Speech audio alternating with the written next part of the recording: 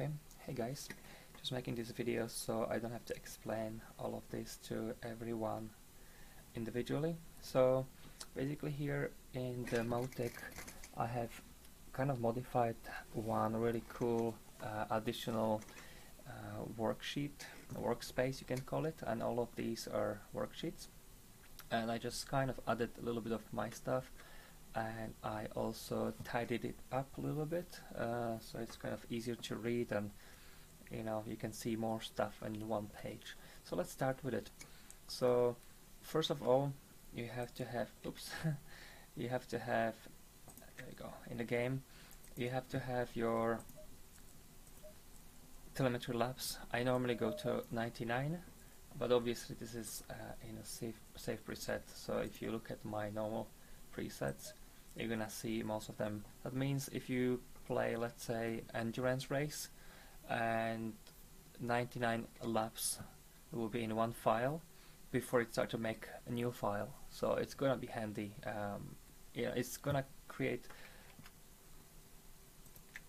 individual events here, you can call them, and basically you can then analyze them. So let's go into some of them. I was doing 28 laps here testing with the Nürburgring and McLaren, so these were my actually some of my best times I've done. I almost broke into 55s. Now let's go into the main workspace. So there were a few things which I didn't want to delete, but I kind of moved them into less important stuff, like G's. You can see the G forces, lateral and longitudinal, and oversteer, understeer, those kind of things. I kind of moved everything in here, and basically the start of it is with comparing. So let's go into F8. That basically pops up the data of the laps. So basically here I can see my fastest lap. Here I can see some other laps. I can see the graphs of whatever was happening there. You can even compare a few laps together, so, or somebody else's files. So if I open, let's say, a different car, let's see another Nürburgring, but this time with the Aston Martin. So when I open that file, I have now here Vantage, and here the other one. You see how slow I was with the Vantage in compare with the other one. Obviously I didn't know how to drive it properly, but you can then see, for example, when you click here for example here, and you're gonna see, let's say, the lateral G's. You can see here the maximum for the McLaren was 2.37, while for the Aston Martin was 2.04. So you can see that the McLaren was holding much better in certain corners.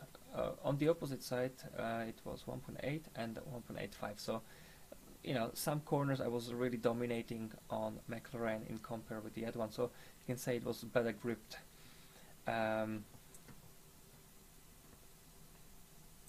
So now when you zoom out for the whole lap, you're gonna see that these numbers changed. So you can actually go and zoom into certain section, and you can compare in this section what was the averages. Even you see this, how zigzaggy this is. Basically when you click on this and you hold on, that's with the right click here, right click, filter, and filter here smooth by samples, apply, and it should be a little bit smoother, that line. Anyway, that's just one of the tips. I don't want to go into too much details here because there are hours of videos I watched just to get this. So basically let's just not compare anything, just go straight into what you can see from here. So basically I put all of these into one page so I can see, let's say, understeer, oversteer in certain corners. So basically here you can see that's the level of understeer when it comes down. So the T1 in Nürburgring, big understeer over there, so just sliding out a little bit. You can see the angle of the steering angle.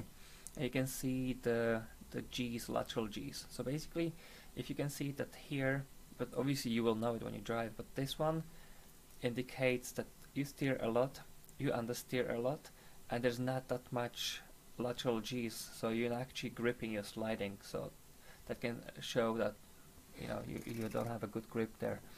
Here, for example, I only turned a little bit, very little understeer, but very big G's. Maybe there's a camber in the road, so there's a big grip, and you can see it here that this comes up to 2.3 lateral G's, which is pretty good. So a lot of grip there. Here, for example, you can see the acceleration, how many G's you are getting when you put the throttle to the max, and also you can see how much braking power you can have. So, for example, this one here, the orange one, will show you how much of this basically braking power you have, minus 2.2. So it can make sense if you're comparing settings. You're gonna realize that your maximum braking power suddenly increased. You're gonna see this orange number here, and then also the lateral G's. So this is like left side and right side, obviously, or the other way around, but it doesn't matter. I'd say if this is the turn 1 in Nürburgring, it's turned right and it's down, so that coming down will be the minus. So obviously this is your turning left G's, sorry, turning right G's. That's T1 on Nürburgring. Also interesting thing that I found was that if you look at this number here, is your average of G for acceleration. So you're gonna see that say this car had 0.017 average. You might compare different settings and realize you're having actually better acceleration. So you can see it here. Okay, let's move on to another important things or interesting things. You see this one, ABS and traction control. So when you zoom in, you're gonna see that this was a acceleration phase, this was a braking phase, but here I'm hitting ABS, here I'm hitting traction control. So sometimes you might see that you can tweak it a little bit and maybe the ABS will not interfere with your driving as much. So you're gonna recognize here when you compare different laps, you can change, you can check different laps and see what's happening in the car, if you're actually hitting the ABS or if you're hitting too much. Here, for example, I just choose a random lap. So here you're gonna see understeer and wheel speed. So you're gonna see the ABS kicking in, or not kicking in, and locking. So for example, here you can see this little spike down, and that is right front wheel. You see, so at the bottom, it's basically by 10 kilometers an hour slower than the left. So the right tire locked in, but it took quite a while between when the tire locked. It's actually locked from here, and it took up to, so this is 10.4, and here you've got 11. So it took quite a while. It took like 0.6 seconds before we actually start kicking the ABS. If you click here, you're gonna see the meters. So you can see that tire was locked from, let's say it was already happening, hold on, that's shift left. I'm learning this properly. So you can see the wheel was kind of locking up here, the stabilize, and then locking more. So you can think about from here, from 600 few meters, 610, 611 meters, until here where you have 623. So many meters it was actually locking the wheel. Yeah, so you can actually see those things in here before it kicked into ABS, which actually kicked in when it was almost too late. But anyway, so that could show, for example, if that happens too much and often, these type of spots can signalize that you actually need more ABS or you need to ease up the brakes. Okay, here you have another spike, but this is the opposite way. So there's a little spike here. I signalize that your wheel spin on the, I don't know where we can see it here. You actually don't see it much. It's insignificant. You actually don't see, but this is a mild one. Maybe you can find a bigger one here, for example. Let's zoom in. They're still very small when you think about it. They're not huge, but if you start to see these numbers big, makes you spinning the wheels. I mean, it's not a problem if it helps your style, but if you start to see a lot of these, like this is the last turns before the finish of the lap, you're gonna see when it's bumpy, but this is only small, 1 km/h faster wheel speed. But you're gonna see bigger spikes. It will basically mean you. Oh, look at this one. Look at that one. Definitely, that's the one I was looking for. That's a T1, and here you can see how it looks. So you can see here we have a much bigger difference. Yeah, so that's just what it shows. Okay, what else we have here before I finished? Ah, yeah, this one. So you have all the temperatures here. I actually just kind of added this later on when I was watching more videos, and I was thinking, oh, it's just, you know, it's just pity it wasn't in the worksheet, so I actually added it and make all of these into one. So for example, here you're gonna see your averages. If you don't see them, I think they're M. Click M and you have the measurements here. Values for these measurements and averages. So minimum, maximum, average. So here you have tire temperatures. So if I go into lap here, let's say if you have a warm-up lap and then you have maybe one, it takes at least 2 laps before your tires get actually into normal temperature. So lap 3 would be usually the one that you can really judge it. But this was my race and this was the last lap. And you can just see here my temperatures were 77, 74, 78, 76 average. Maybe even a little bit too cold, but they were fine. You know, I was doing good laps. So they should be around 80 degrees, 80, 90 is good. But if they're too cold or too hot, you can't really do much about it, really, unless you mess with camber and tow and make them warmer. But what's more important in Assetto Corsa is to find perfect balance of pressures. So you want to have anywhere from 27 to 28.5. So obviously 27 a bit softer will be better for grip, and 28.5 maybe for response and sharper driving, and maybe less rolling resistance. But anyway, it's a small difference. In the rain, I think they recommend up to 29, 29.5.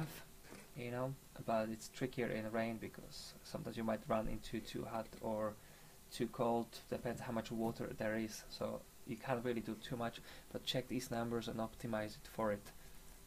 So another cool thing which I added here was the tire temperatures, brake temperatures, and here's the front, there's the back, and so you can see that a maximum temperature here is 668. So basically you want to be kind of topping up at 650, maximum 700.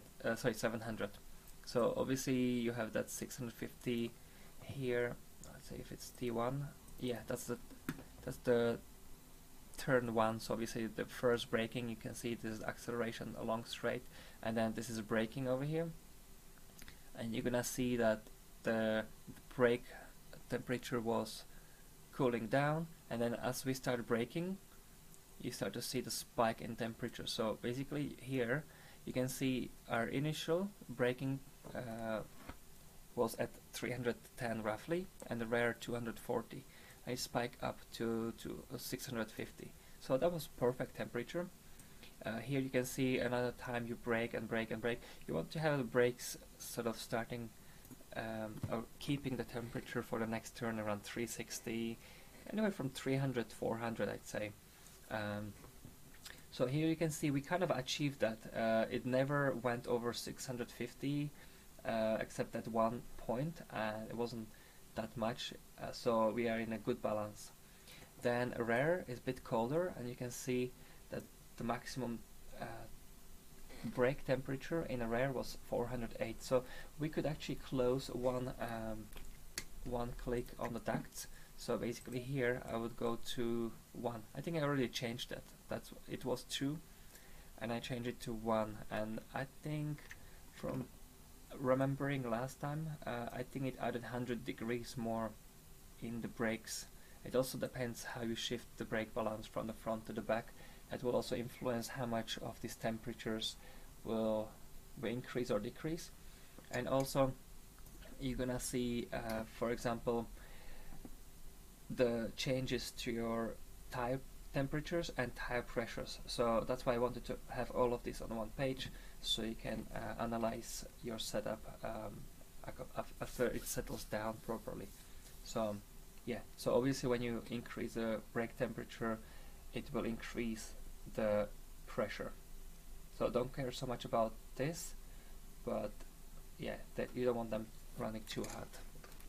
Okay, what else we have here? Suspension and suspension travel, bump stops. So okay, here basically the softer the suspension, the more movement up and down in a suspension. So obviously these waves will be bigger. And also here you can see on my front I'm hitting the bump stops really often, and on the rear never. So obviously I'm not sure if I have enough knowledge to fully explain this, but basically here you can see these big spikes and bumps. That's basically travel of suspension. If you see that your rake, for example, you see the rake is the angle of the car. So for example here you can see that the car kind of bumped. You can see here on the map that it's where it is, the location, or click T, and you can actually have the map pop up or close it.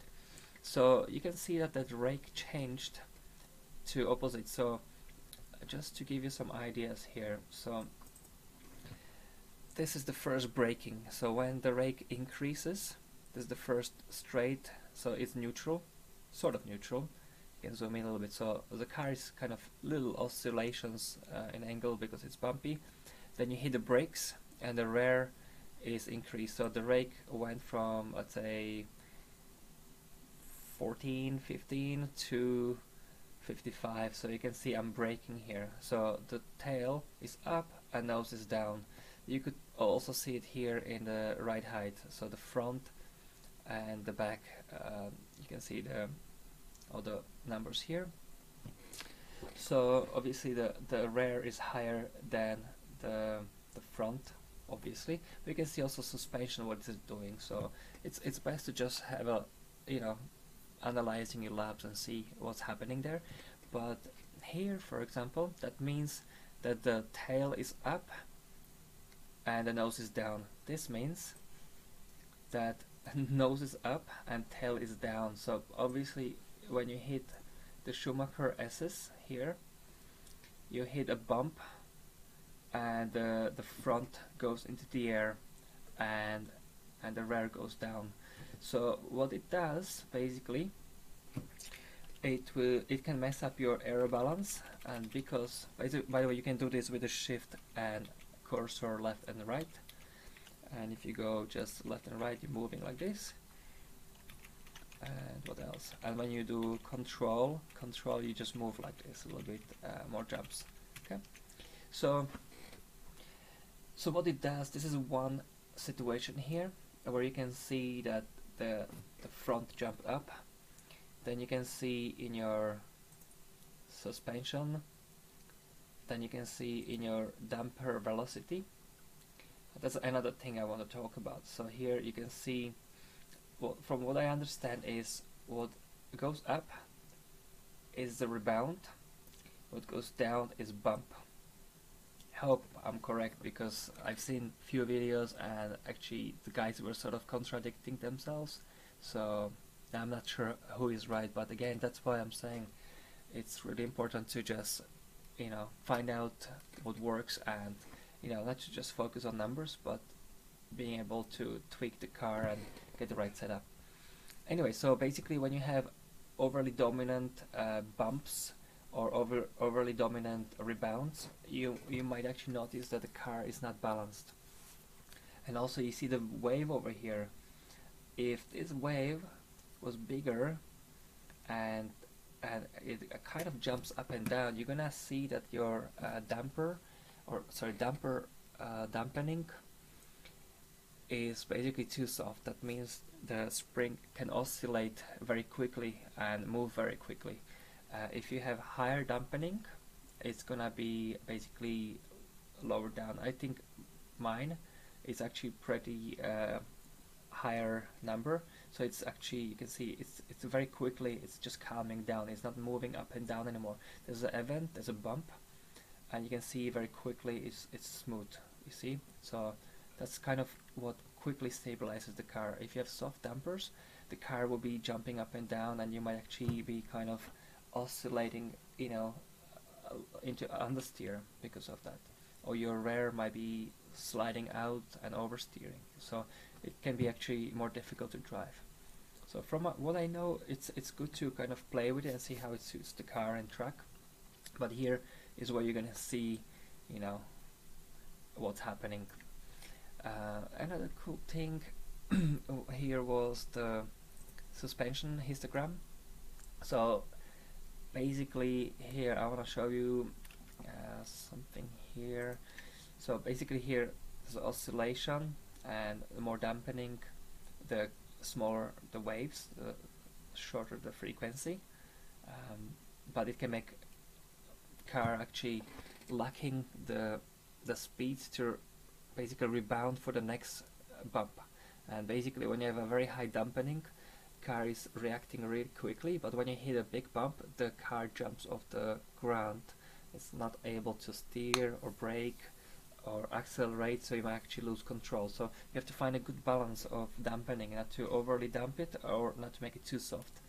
And that also influences how is it linked to stiffness of suspension. So, you know, also the dampening will be influenced based on the suspension. So they recommend first find the suspension stiffness and then work the dampers, not the other way around. Here you can see in the graphs the small damping, medium damping, and heavy damping graph. So for example, when I'm here, you can see this is kind of a heavy to medium damping, and here's a little bit less. So from what I know, if you have a too much, if let's say this graph was kind of shifted much here on the left, then you can see the car is more rebounding than bumping. So that means if the rebound is happening more, to calm it down, you should increase rebound values, because the more rebound values dampening you add, the less rebound is happening basically. Here this gray zone, it's basically your slow bumps. So basically you can see they are 33.8, 38.7. They recommend it to be around 1% from each other. So obviously I still have some work to do, but maybe it suits the car. So they say it doesn't have to be always perfectly balanced. Sometimes you might actually want the car behave a certain way, and you can tweak it and you can check what's happening here. And then you can see the high speed bumps. So basically slow speed bumps, dampening and rebound basically is your driver's input. You're accelerating, you're braking, you're steering, and that's when you put the pressure on dampers. And that's basically when you don't want car to move too much. So basically if you have a car which have a tendency to squat and it lifts the front, and basically because of that you understeer out of the corners, so you might actually choose the slow bumps, sorry, not bumps, why I'm calling them bumps, slow dampers. The slow dampers, you want to stiffen the rebound and bump, but especially bump, because that's basically when the car is absorbing that energy. So basically if you increase the rear slow bump, you prevent car squatting down very quickly. So you just slow down that process basically. Or if you have a tendency that the car jumps up after you hit the brakes, you will increase the rebound dampening. Hopefully that makes sense. So again, here high speed and low speed. So the high speed, that's just the rebound and bump. It's basically the bumps in the road, curbs, anything that you hit, and the effect of springs and dampening has to be really quick. So you can see here we have averages 16.3 and 15, which is pretty balanced. In here as well, 14 and 13. So obviously there's more work happening on the left than on the right based on the truck. Here you can see the rear. So yeah, not to make this video too long, so you don't fall asleep. What else do I want to show you? Tire details. So I don't really go here too often, but here you have like basically your rake changing left versus right. You can see the inputs, how the car, what's happening there. Another thing you can check is here, if you compare a few laps, you can see where exactly you brake, how long you brake, if you use trail braking when you're off throttle. So especially this map is good when you're comparing yourself with your teammate or somebody who done the same car, same track, and you wanna see actually their tricks, and you can see actually how much speed they carry and their exit speeds and so on. You can even turn on the gears to see, let's say you go F5 and you just click on gears, and suddenly you're gonna see what gears they go into the corners and so on. Another cool thing about the rake, which is the change of the height of the rear, so basically the angle of the car. You're gonna see here, for example, this red dot over here is when the rake is increased a lot. That means the tail is up. So if you click here and then you can go into rake suspension, you're gonna see that's around the Schumacher S's, as I believe. Yeah, it is. So actually, is it? I might be wrong. Actually, Schumacher S's is here, so it's actually different. That's the before the long straight. Sorry, that's the one. Yeah. So you can see I hit something there, and it just quickly changes. So sometimes you might notice that these bumps or these changes will actually make you lose control, because the air balance is gonna change, and also the grip on the rear will change. So eventually you can do changes in the ride height, especially from what I know it's recommended. If you keep the front low, you should keep very hard suspension, so it doesn't dive too much with the with the front, so the car is more stable, especially under braking and coming into the corner. So if you have like more millimeters in the front and soft suspension and soft dampening, you hit the brakes, the car tilts, you're gonna see this angle will rise up higher, and that means also that the the rear suspension will be really high, the rear of the car will be very light, and it's very easy to oversteer at that point. So yeah, that's all where you can see. What else do we have here? Let me just click on the whole lap. So here you can see, but this is not a big problem. If you have a really soft car, you're gonna see like orange and yellow and red spots more often. So this car, I like driving a bit stiffer suspension, especially in the front. This is the drag. I'm not sure exactly how to use it, but basically you can see if car has a more drag, you're gonna see it on this graph.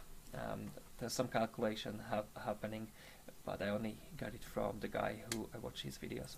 Sector times you can check.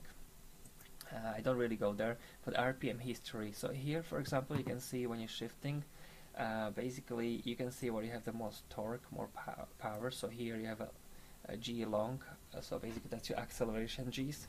So the first gear gives you the most power in this McLaren, and you can see the most power is happening 5,071, so around 5,000 revs. That whole power band is pretty strong until I shift at 7,140. Here you can see, for example, some random stuff I don't really know, but mainly here you wanna see your range to see like where you're getting the most power. Anyway, It's for most cars is actually when you hit the red line, and I think for Audi R8 it's like, or Lambo it's like when you hit like 2000 in the red, because you can actually drive it for long. But here you can kind of experiment with it and see. If you click F6 you can see where you were the most power. Obviously you can test it out when you shift a little bit earlier or shift a little bit later and compare your laps. I think it's the best way to see if you actually shift it into more power or less power. You're gonna see these graphs. If another graph here, I don't really fully understand what's happening here, but I kind of feel in the car when I should shift, so that might not be as relevant. Anyway, I think that's all I wanted to say. Yeah. Anyway, thanks for watching.